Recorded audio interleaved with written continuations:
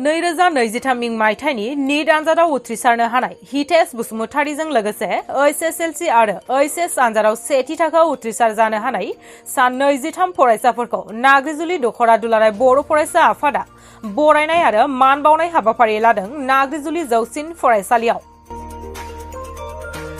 नाग्रिजुलि दख'र दुलाराय बर' फरायसा आफादनि आफादगिरि मुस्रि अमृत रामसियारिनि आफाद दैदेननायाव दिनैनि बे मेला जाफुंसारनानै थाङो।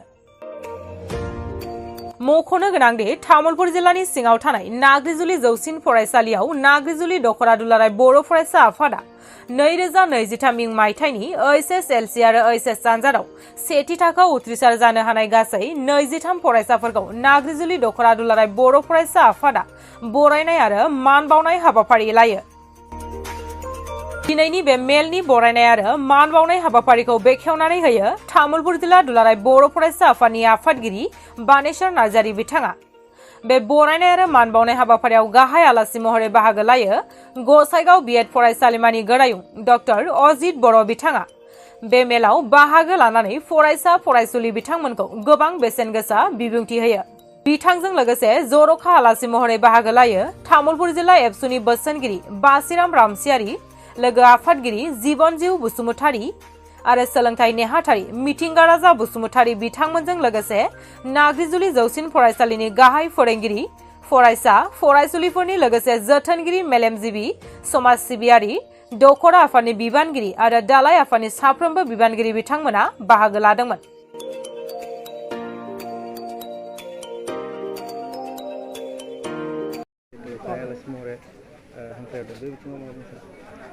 दानि बे थासारिया जोबोरै आर्टिफिशियेल, जोबोरै कालारफुल, नाथाय कालारफ्रा आर्टिफिशियेल, जायनि जाहोनाव जोंनि फरायसाफ्रा आन्दायदों, जायनि जाहोनाव जोंनि फरायसाफ्रा मेन ट्रेकनिफ्राय डिरेल जादों, ड्राग जानो हमदों, सुइसाइड जानो हमदों, फरायनायफोरखौ नागारदों।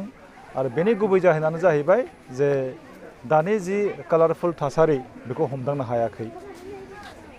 मबाइलाव ओरैबायदि मोनसे भिडिअ फैयो, ओरैबायदि मोनसे मेसेज फैयो, जाय भिडिअ एबा मेसेजाव जेबो कन्टेन्ट गैया, नाथाय बेखौ आर्टिफिशियेल कालार होनानै कालारफुल खालामो, बेयाव जोंनि फरायसाफ्रा आन्दायो। दिनै आङो नाग्रिजुलि दख'र दुलाराय बर' फरायसाफोरखौ साबायखर बावदों। बिथांमोनहा जोबोरै मोनसे मोजां हाबाफारि बेयाव खुंदों। आरो जोङो मानसिनो, फरायसाफोरनो, बैसोगोराफोरनोबो सानफ्रोमबो जोंनो मटिभेसन नांगौ। मटिभेसन थायोब्ला जोङो सेल्फ कन्फिडेन्ट जों जानो हायो। जिहेतु जोंनि बे थासारिया समा ओरैबायदि मोनसे डिफिकाल्ट सम जादों, सानफ्रोमबो सान ओंखारनाय लोगो लोगो गोदान गोदान मोनसे नङा मोनसे जेंना जों खोनायो।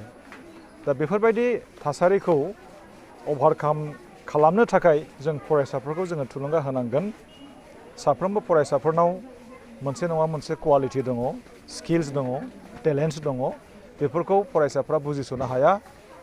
आरो कालारफुल थासारिनि थाखायनो बिथांमोना आन्दायो। आरो कालारफुल थासारियाव बांद्राय रंजानायावनो फरायसाफ्रा जि कन्फिडेन्स लेभेल, जि पेसेन्स, सहायनाय, बेखौ कन्ट्रल खालामनो हाया जायो, सहायनाय गुना खमायलाङो। दिनै फरायसाफ्रा थुलुंगाखांगोन, थारैनो थुलुंगाखांगोन। भारत हादोरा अखाफोराव चन्द्रयान 3 खौ आगान हैबाय। जोंनि भारत हादोरा जोंनि भारतनि जि फिरफिलाखौ अखाफोराव थुहैबाय, बिरहोबाय, बियो जोंनि थाखाय मोनसे थुलुंगाथाव। 2019 मायथाइयाव चन्द्रयान 2आ फेलार जादोंमोन। बेनि एग्जाम्पलखौ जोङो बेखौनो जोङो बुजिनांगोन जे नेभार गिभ आप।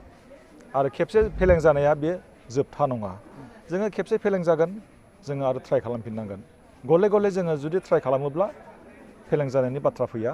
दा चन्द्रयान 2आ फेलें जादों, चन्द्रयान 3 उथ्रिसार जाबाय। 23 आगस्ट 2023 बे जोंनि थाखाय देरगाथाव। आरो फरायसाफ्रा बेफोरबायदि थासारिनिफ्राय सोलोंनांगौ। दिनै साइन्टिस्टफ्रा गावनियाव मा गोहो दङ, बे गोहोखौ लानानै मोनसे मोनसे गोदान गोदान जारिमिन सुजुनो आखायाव लादों, नाजागासिनो दङ।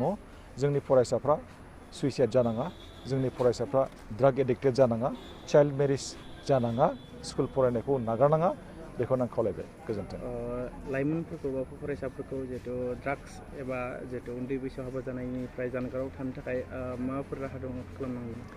राहाया दङ बेखौ गोरोंफोरनि जे लाइफस्टाइल बेखौ फल' खालामनांगोन इउटुबाव फैनाय माखासे भिडिअ मटिभेशनेल भिडिअखौ नायनांगोन लेखा फरायनांगोन लेखा फरायनाया मोनसे मटिभेशनेल आरो जोंनि नोजोराव गथ'फ्रादि ड्राग्स जायो थांखु सोबो सिगारेट सोबो बिनि गुबै मोनसे जाहोनानो आं सानदों थोजासे दै लोङा थोजासे दै लोङैयाव उदैया खालि थायो ओंखाम उखैयो खाराव माराव जायो आरो खांखुवा जायो जायखौ मोनो बेखौनो जायो बै समाव आरो जानो हागौ बेनो मोनसे जाहोन बेनिखायनो साफ्रोमबो बिमा बिफा सांग्रां जानांगोन गाव गावनि गथ' गथायफ्रा जाहाथे थोजासे दै लोङो थोजासे गाइखेर लोङो थोजासे फिथाइ सामथाइ जायो आरो बेफोरखौ जायोब्ला कुनु दिन गथ'फ्रा ड्राग्स जानाय नङा फेग्रा मुवा जानाय नङा बेखौ आङो आंनि नोजोरजों आङो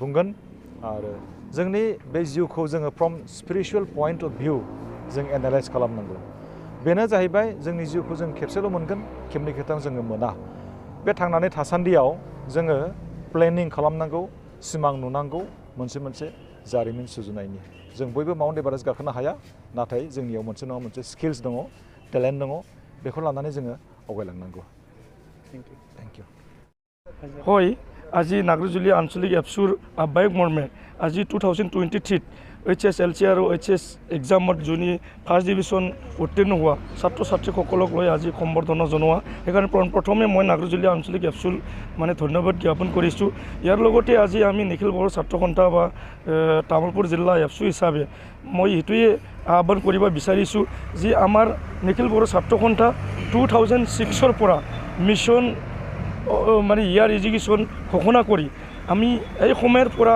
এনেকুৱা কাম কৰি আহিছে নিখিল বড়ো ছাত্ৰ সন্থাই কাৰণ অল অসমতে বড়ো মিডিয়ামৰ পৰা ল'ৰা ছোৱালী মানে মেট্ৰিকত অনলি ফৰ 2006ত মানে 66 বড়ো ছাত্ৰ ছাত্ৰীয়ে ফাৰ্ষ্ট ডিভিজন পাবলৈ সক্ষম হৈছে কিন্তু সেই সময়ত নিখিল বড়ো ছাত্ৰ সন্থাই হিচাপ লৈছিলে যে অল অসমত বড়ো ছাত্ৰ ছাত্ৰীয়ে 13,000 14,000 এপিয়াৰ্ড হয় ইয়াৰ ভিতৰত অনলি ফৰ 66 ল'ৰা ছোৱালী মাত্ৰ ফাৰ্ষ্ট ডিভিজন পাবলৈ সক্ষম হৈছে এইকাৰণে নিখিল বড়ো ছাত্ৰ সন্থা ইয়াৰ ক্ষেত্ৰত মানে গধুৰ দায়িত্ব ল'বলৈ বাধ্য হৈছে আৰু ইয়াৰ সলনি আজি আমি এনেকুৱা 2007ত ইয়াৰ অফ এডুকেশ্যন ঘোষণা কৰি কাম কৰি এইবাৰ 2023ত আমি 3,500 ষ্টুডেণ্টক ফাৰ্ষ্ট ডিভিজন পাবলৈ সক্ষম হৈছে আৰু কোৱান্টিটিৰ পৰা কোৱালিটি অলপ আগবাঢ়ি আহিছে যি সময়ত আমি 75 কমল কুমাৰ ব্ৰহ্ম 1,500 বান্ধা দিবলৈ আমি এই সময়ত অনলি ফৰ 75 টু ফাৰ্ষ্ট হিচাপে আমি হেৰি কৰিছিলোঁ এইবাৰ আমাৰ 95% চামথিং আমি মানে ছাত্ৰক আমি সম্বৰ্ধনা জনাবলৈ বৰ সুখী হৈছে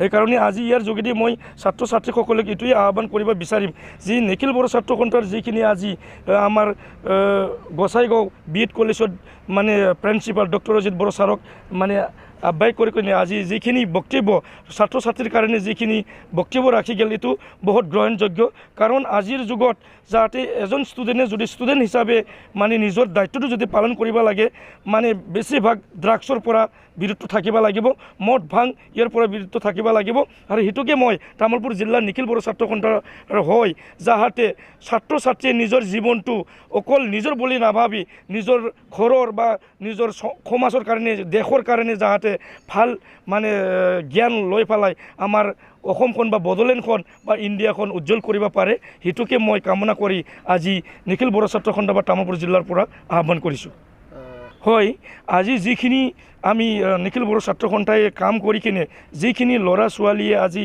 ফাৰ্ষ্ট ডিভিজন পাই পেলাই যে ডক্টৰ ইঞ্জিনিয়াৰ চিট পাবলৈ সক্ষম হৈছে সেইটোৰ কাৰণে অনাগত দিনত যিখিনি আমাৰ ক্লাছ 9 10ত পঢ়ি অহা ল'ৰা ছোৱালীবিলাক যাতে তেখেতসকলক নিজৰ মানে দাদা বা বাইদেউ ভাবি পেলাই তেখেতসকলকে নিজৰ কিবা ইনস্পিৰেশ্যন বুলি ভাবি লৈ পেলাই যাতে অনাগত দিনত আহি থকা ল'ৰা ছোৱালীবোৰে তেখেতসকলৰ পৰা যিহেতু এডভাইচ ল'ব লাগে বা ডাঙৰ মানুহ বা মানে শিক্ষাগুৰুসকলক যে সন্মান লৈ কিনে নিজৰ দিশৰ যে ঠিক থাকিব লাগে সেইটোকে আমি অনাগত দিনত মানে নিখিল বড়ো ছাত্ৰ সন্থাৰ তৰফৰ পৰা যিখিনি ষ্টুডেণ্ট আহিব যাতে সুনাম কৰোঁ এৰিয়াৰ কাৰণে জাগাৰ কাৰণে আৰু যিখিনি শিক্ষাৰ দিশত আগবঢ়াই নিয়ত যাতে তেখেতসকলে ওৰাই মানে সদায় চিন্তা কৰে সেইটোকে আমি নিখিল বড়ো ছাত্ৰ সন্থা তামুলপুৰ জিলাৰ তৰফৰ পৰা আহ্বান কৰিছোঁ।